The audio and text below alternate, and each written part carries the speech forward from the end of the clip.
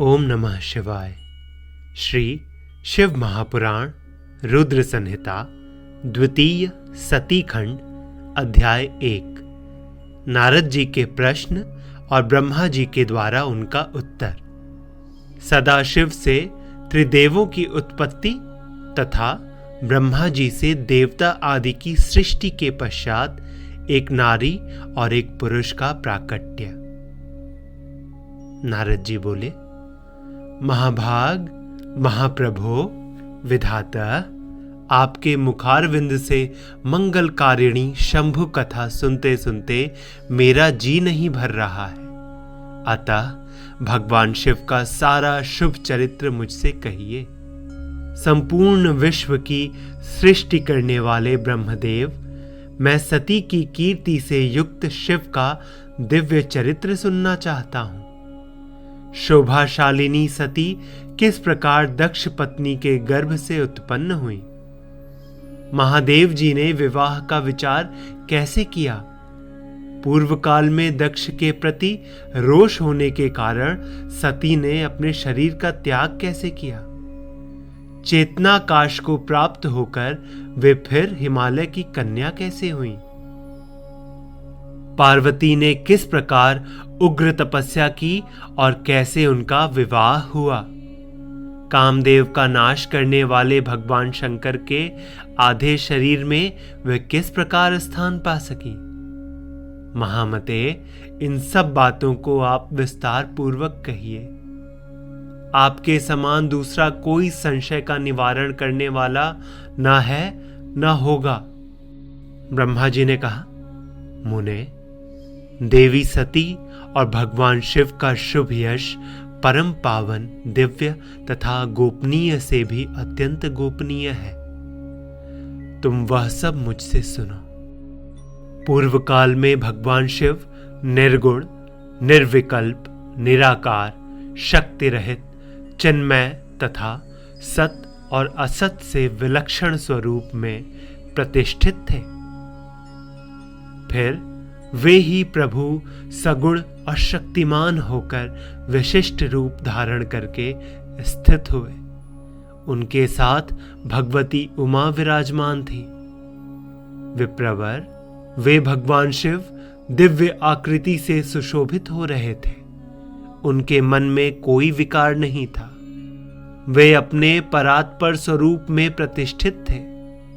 मुनिश्रेष्ठ, उनके बाएं अंग से भगवान विष्णु, दाएं अंग से मैं ब्रह्मा और मध्य अंग अर्थात हृदय से रुद्रदेव प्रकट हुए। मैं ब्रह्मा सृष्टि करता हुआ, भगवान विष्णु जगत का पालन करने लगे और स्वयं रुद्र ने संहार का कार्य संभाला। इस प्रकार भगवान सदाशिव स्वयं ही 3 रूप धारण करके स्थित हुए। उन्हीं की आराधना करके मुझ लोक पितामह ब्रह्मा ने देवता, असुर और मनुष्य आदि संपूर्ण जीवों की सृष्टि की। दक्ष आदि प्रजापतियों और देव शिरोमणियों की सृष्टि करके मैं बहुत प्रसन्न हुआ तथा अपने को सबसे अधिक ऊंचा मानने लगा। मुने, जब मरीचि, अन्नी, पुलह, पुलस्त्य, अंगिरा, क्रतु, वशिष्ठ, नारद, दक्ष और भृगु, इन महान प्रभावशाली मानस पुत्रों को मैंने उत्पन्न किया, तब मेरे हृदय से अत्यंत मनोहर रूप वाली एक सुंदरी नारी उत्पन्न हुई, जिसका नाम संध्या था। वह दिन में क्षीण हो जाती, परंतु सायंकाल में उसका रूप सौंदर्य खिल उठता था। वह मूर्तिमती साय संध्या ही थी और निरंतर किसी मंत्र का जप करती रहती थी। सुंदर भौहों वाली वह नारी सौंदर्य की चरम सीमा को पहुंची हुई थी और मुनियों के भी मन को मोह लेती थी। इस तरह मेरे मन से एक मनोहर पुरुष भी प्रकट हुआ, जो अत्यंत अद्भुत था। उसके शरीर का मध्य भाग पतला था, दांतों की पंक्तियां बड़ी सुंदर थी। उसके अंगों से मतवाले हाथी की सी गंध प्रकट होती थी। नेत्र प्रफुल्ल कमल के समान शोभा पाते थे।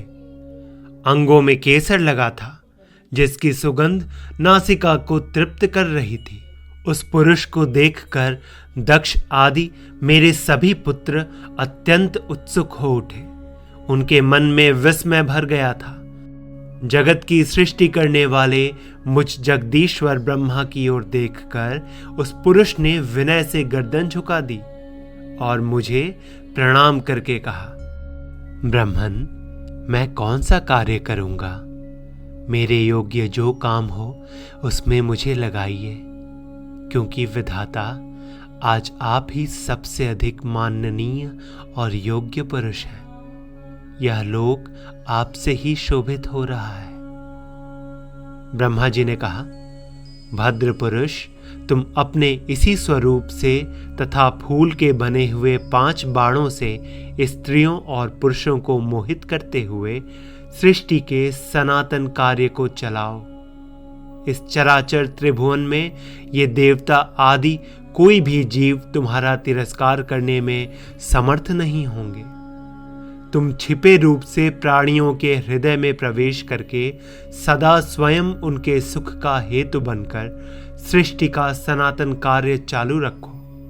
समस्त प्राणियों का जो मन है वह तुम्हारे पुष्पमय बाण का सदा अनायास ही अद्भुत लक्ष्य बन जाएगा और तुम निरंतर उन्हें मदमत किए रहोगे। यह मैंने तुम्हारा कर्म बताया है, जो सृष्टि का प्रवर्तक होगा, और तुम्हारे ठीक ठीक नाम क्या होंगे इस बात को मेरे ये पुत्र बताएंगे। सुरश्रेष्ठ, ऐसा कहकर अपने पुत्रों के मुख की ओर दृष्टिपात करके मैं क्षण भर के लिए अपने कमलमय आसन पर चुपचाप बैठ गया। प्रिय शिव भक्तों, अगला अध्याय हमारे अगले एपिसोड में सुने। ओम नमः शिवाय।